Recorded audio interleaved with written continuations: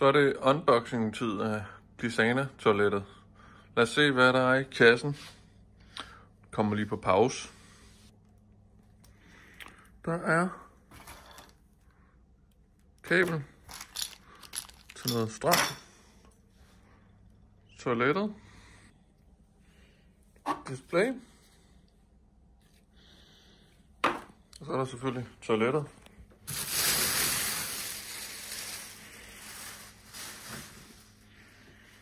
Hold nu kæft, mand. Det bliver kraftedeme så smart, det her, mand.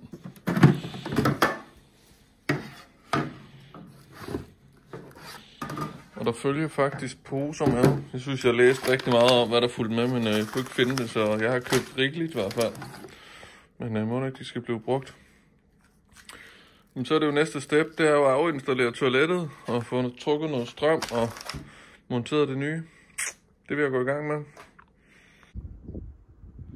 Så skal jeg tage i gang med at afinstallere toilettet. Nu må vi se, om jeg kan finde ud af det.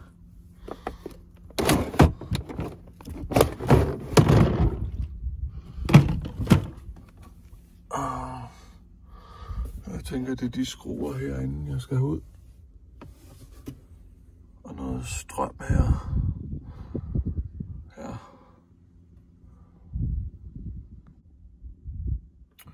Ja, de 4 skruer der skal ud. Og så sidder der så selvfølgelig nogle skruer bag dem her. Små tapestykker også. Ja.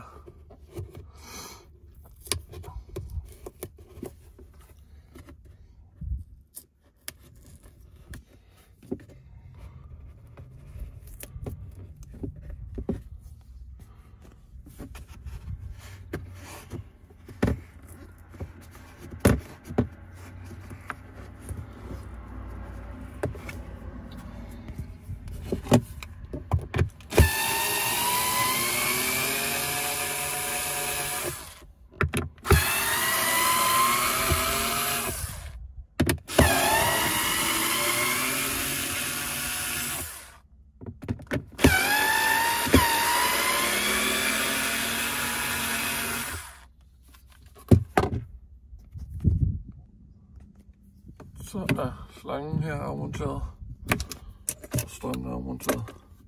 Så må vi ind i bilen og se, hvor vi skal fjerne derinde. Ja, herinde der sidder det faktisk ud som om det er allerede. Ja. Så selve demonteringen gik jo faktisk meget nemt. Så skal det jo bare ud.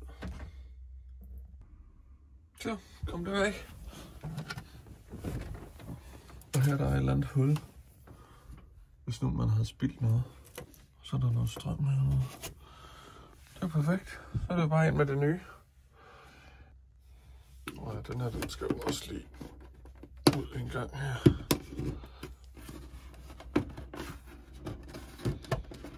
Sådan der.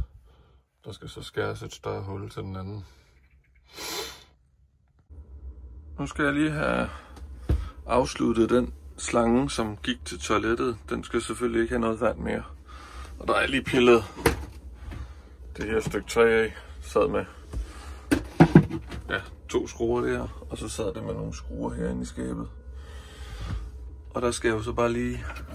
Den røde er jo den varme, og den blå er den kolde. Der skal jeg bare lige have fundet den slange, der ikke skal være der. Og så koble det til igen med et T-stykke mindre. Jeg lader selvfølgelig slangen blive, hvis nu jeg vil lave en udendørsbruser hernede bagved, hvor jeg skærer et hul og sætter i. Men det bliver ikke nu. Nu skal jeg bare lige have koblet vandet fra, så der ikke kommer vand. Nu starter med at løsne de 4 skruer, der sidder hernede. Og så kan man ligesom skille bund og top af. Det har jeg så gjort. Så står bunden her. Og det her, det kan man så også skille af det her. Og så er det egentlig, man finder ud af 100%, hvor man vil have det her til at stå henne.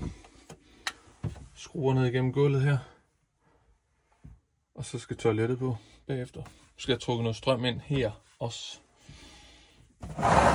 De ligger der, kablerne. Så er den her monteret, fået skruer. Så mangler der bare lige at blive sat toilettet på, og så skal der jo selvfølgelig koble strøm til. Så det gør vi nu. Og indtil videre, så sidder det sådan her ud. Jeg har lige glemt det lille kabel her før. Det skal jo selvfølgelig også trækkes. Heroppe der sidder noget sikringer. Det skal jeg nok lige gå igennem lidt senere, hvordan det virker. Men nu skal jeg have trukket den her op til kontrolpanelet. Så den skal jeg jo så lige ind og fange ind på den anden side. Så skal jeg lige have skåret et hul til displayet. Der er jeg så sat noget tape på her. Legnet den op, som jeg gerne vil have den. Og så skal jeg så se, om jeg kan få den stiksav til at være der, ellers så må det blive finecutteren. Men vi må prøve. Så blev der lavet et hul. Jeg venter selvfølgelig lige med at trykke den hele ind, indtil jeg har sat kabel i. Så skal der lige støvsuges lidt. Så fik jeg monteret displayet, der er strøm i. Jeg fik monteret strømmen dernede. Nu skal jeg bare sætte den klap på. Og så putte en pose i. Så må vi se, om det virker. Så er vi faktisk allerede i gang. Nu har jeg puttet posen i. Jeg har sat skuffen i. Ja, jeg måtte lige scanne koden. Og der står, at når man starter den første gang, eller skifter pose, så skal du trykke på piltasten. Og nu er den så videre gør klar til at virke. Så nu mangler jeg faktisk bare det mest irriterende. Det er oprydningen. Her er lige lidt om det strøm, der er trukket. Jeg har jo selvfølgelig en 30 amperes her. Automatsikring. Normalt så står der sådan en stor EcoFlow her og laver strøm, og den her slange her, den sidder jo på der. Men skid være med det. Så er strømmen trukket derfra. Og minusen er jo selvfølgelig trukket ned for den der smartsonde, så jeg kan se, hvor meget strøm det bruger. Og så er det trukket ud her. Det her kabel, man kan se her, det var det gamle for toilettet af. Det er jo kun aktiv, når vandpumpen er tændt.